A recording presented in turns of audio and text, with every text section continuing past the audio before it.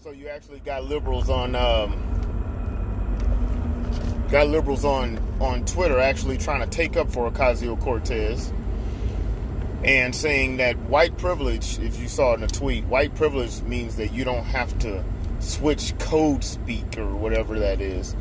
I'm gonna tell you, white liberals will come up with any goddamn excuse to make black people to be okay with what black people do that's not normal in society. If a black person, when she gets up there and starts talking a little more uneducated and stuff like that, then that's code switch. That's just switching the code for black people to understand what they're talking about. Because, let's be honest, black people can't necessarily understand when someone talks proper English and things like that. Black people don't understand that. I don't think white liberals seem to understand when they feel as if they're taking up for us, that you actually are denigrating us and you're actually talking or speaking down or insulting us.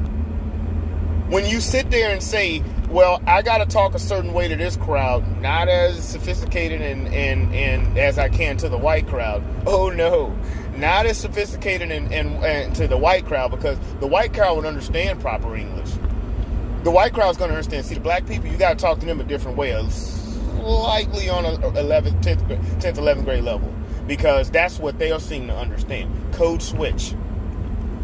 And then, for the black people that do a whole bunch of code switching, the other thing I'll say about that, when black people talk different, I've said this before around black people, around us black people. If you don't speak like that, why the hell are you speaking why are you code switching, quote unquote, for white people? If you don't talk like that, then you just don't talk like that. And the thing is, if you're embarrassed to talk like that around white people, then maybe, just maybe, that says a little more about you than it actually says about them. That you even know that you're not speaking the right way.